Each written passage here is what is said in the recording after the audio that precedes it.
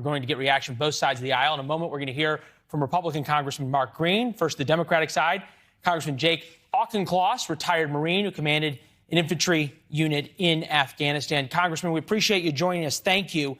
I read your op-ed in the Washington Post today. I know you are in favor of the withdrawal and the decision to get out. Are you okay with how that decision has been executed? No withdrawal from a country whose moniker is the graveyard of empires is going to be a ticker tape parade. This was always going to be rocky. But the United States military has brought order to chaos and done what it always does best. It is evacuating 1,000 people an hour. We will get all the Americans who want to get out by August 31st, and they have security in hand at the airport. That does not mean it's not a highly risky situation. It absolutely is. But after a very hard first 24 hours at HKIA, the U.S. military is evacuating people at a rapid clip. This is one of the most impressive airlift operations in history. No question, there's no greater force for good in the world than the United States military. But aside from one or two helicopter missions a couple of hundred yards from the airport, the military is confined to the airport because of Biden administration orders. They take orders, and I know you did know that better than anybody as a Marine.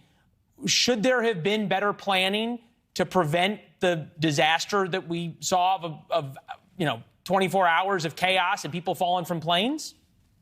There's going to be a robust after-action review, but there is no seamless way to leave a country of 30 million people that's being taken over by a regime like the Taliban. This president came into office facing a wrenching decision. He could either go big or go home. He could surge tens of thousands of more troops to prepare for a third decade of conflict in the height of the Taliban fighting season, or he could hand Afghanistan over to the Afghans.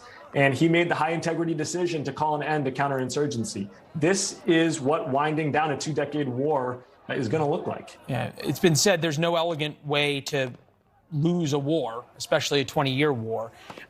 I know Congressman Green's coming up on the other side, and he's going to say, oh, no, there was a third option where you could have kept 5,000 or 10,000 U.S. troops on the ground, continued to support the Afghan military with helicopter and with close air support and with military contractors, continued to supply them. That would have kept the morale up, continued to pay them. That would have kept all of the grift and graft from taking over the military. And we could have had a third option and kept the Taliban from taking over. And what end game? That sounds like a third decade of a counterinsurgency boondoggle begun under George W. Bush and Donald Rumsfeld.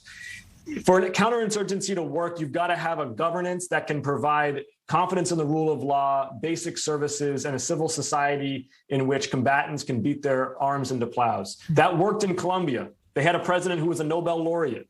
Okay, the Afghan president fled at the first sign of the Taliban. This was not going to happen in Afghanistan. There was none of the ingredients of a successful counterinsurgency. In situation room after situation room for the last 2 decades, smarter people than me have known that this was the first president with the integrity to tell that truth to the American people. Well, he has certainly stood by his decision, unquestionably. Seth Moulton and Representative Meyer, both veterans from opposite sides of the aisle, headed over to Kabul to report back and on what they called an oversight trip. And then the speaker was not exactly happy. Take a listen. There's a real concern about members being in the region. This is deadly serious. We do not want members to go. I'm wondering if you thought their trip was brave or stupid or selfish. My approach to oversight and fact-finding has been to have an open line of communication with the White House and to attend the classified security briefings. I think that's been the most productive way to ascertain the facts on the ground and to hold the White House and the military accountable. We need to have a presumptive declassification of all decision-making for the last 20 years. Congress needs to lead an investigation into how this war was waged, the decisions that went into prolonging it, and, yes, how the withdrawal was executed. We know the Senate Armed Services Committee is going to have one Democrat-controlled. And when the House does come back and talk to us about it, sir, will you? Yes. Thank you. We appreciate it. Thank you again for your service and perspective.